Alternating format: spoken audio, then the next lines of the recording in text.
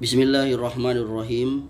Teman-teman sekalian, salah satu akar daripada pembenaran para pelaku bom bunuh diri atas nama jihad, mengatasnamakan jihad, itu adalah mereka memiliki paham takfiri, yakni mudah mengkafirkan orang.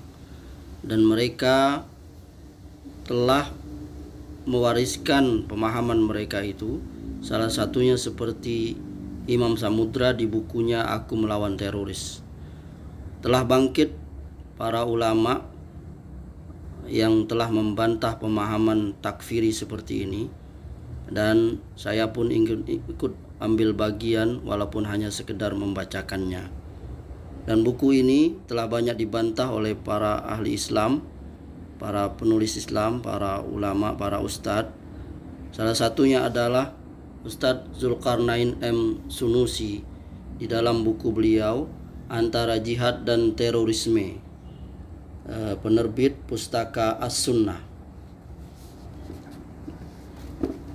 Pada halaman 257 buku ini, beliau telah membantah Imam Samudra dengan bukunya Aku Melawan Teroris. Selanjutnya kita singkat menjadi AMT, ya.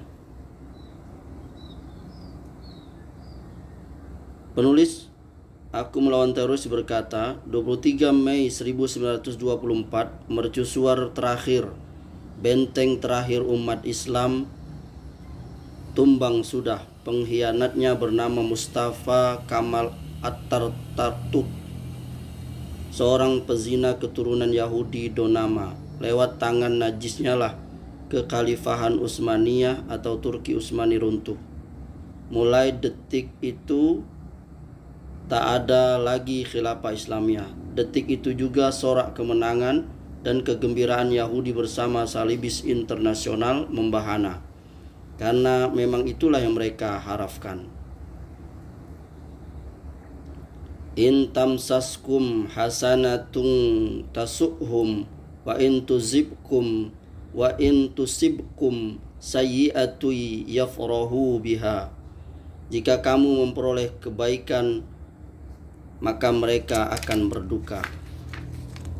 berduka cita, dan jika kamu ditimpa keburukan, mereka bergembira dengan hal itu. Ali Imran ayat 120. Saat khilafah Islamiyah musnah, dunia kembali ke zaman jahiliyah. Aku Melawan Teroris, halaman 89-90, cetak tebal dari kami. Tanggapan: perhatikan kalimat dunia kembali ke zaman jahiliyah yang di dalamnya terkandung hukum umum bahwa seluruh dunia kembali ke masa jahiliyah. Harus diketahui bahwa jahiliyah adalah masa sebelum Nabi SAW diutus kepada manusia. Kata jahiliyah berasal dari kata jahil yang bermakna tidak mengetahui dan tidak memiliki ilmu, yaitu jahil terhadap Allah Subhanahu wa ta'ala dan hak-haknya terhadap seluruh hamba. Jahil terhadap sesuatu yang diperintahkan oleh Allah berupa agama dan ketaatan dan sebagainya. Jahiliyah ini meliputi kaum musyrikin Arab, Yahudi, Nasara, Majusi, dan lain-lain. Oleh karena itu, kalau dikatakan bahwa dunia kembali ke zaman jahiliyah, berarti tidak tersisa lagi keislaman di muka bumi ini. Hal ini termasuk paham takfiri, pengafiran yang banyak didengung-dengungkan oleh sejumlah tokoh pergerakan terselubung pada masa ini, seperti kalimat jahiliyah abad ke-20 dan masa jahiliyah. Guru kami Syekh Saleh Al-Fauzan Hafizahullah berkata, oleh karena itu, seseorang tidak boleh mengatakan manusia berada dalam kejahiliahan atau alam berada dalam kejahiliahan, karena perkataan ini adalah penentangan terhadap keberadaan kerasulan dan penentangan terhadap Al-Quran dan As-Sunnah. Maka penggunaan mutlak seperti ini tidak boleh. Sarah Masail Jahiliyah halaman 15 karya beliau.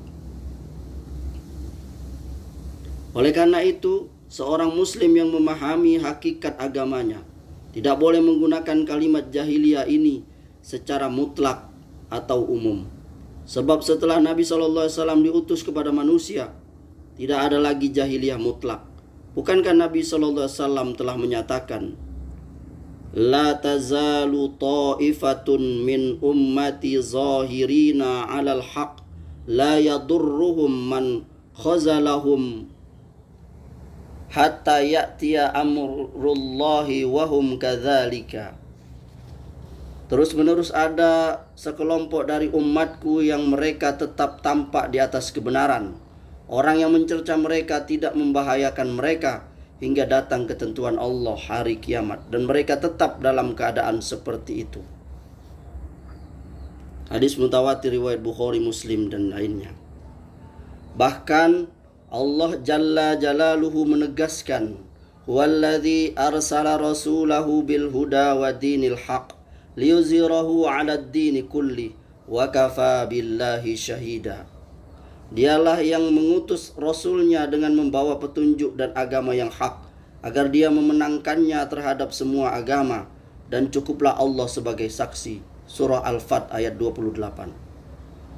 Dua nas di atas menunjukkan bahwa jahiliyah mutlak tidak lagi ada setelah Rasulullah SAW diutus kepada manusia. Pasti pada setiap masa semenjak Nabi SAW diutus, ada sekelompok manusia yang terus-menerus menampakkan agama Allah. Adapun penggunaan jahiliyah secara muqayyad, terbatas pada suatu tempat atau orang tertentu, tidaklah mengapa kalau memang penggunaan kalimat jahiliyah tersebut sesuai dengan timbangan syariat. Namun pada kalimatnya di atas, penulis "Aku melawan teroris" menggunakan kalimat jahiliyah mutlak yang sama sekali tidak memberi pengecualian.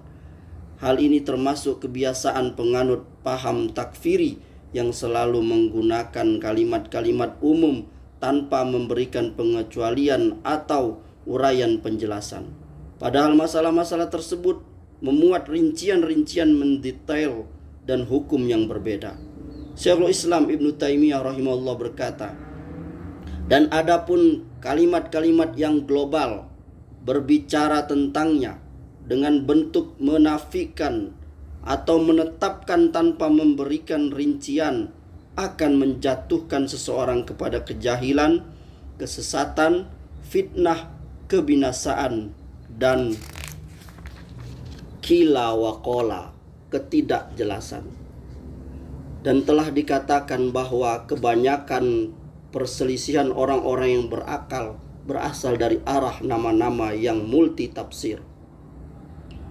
Minhaj As-Sunnah juz 2 halaman 217.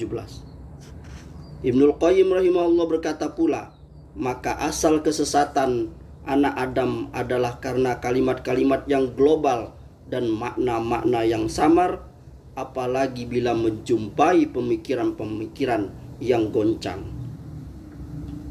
As-Sawa'iq Al-Mursalah juz 3 halaman 925. Semoga bermanfaat.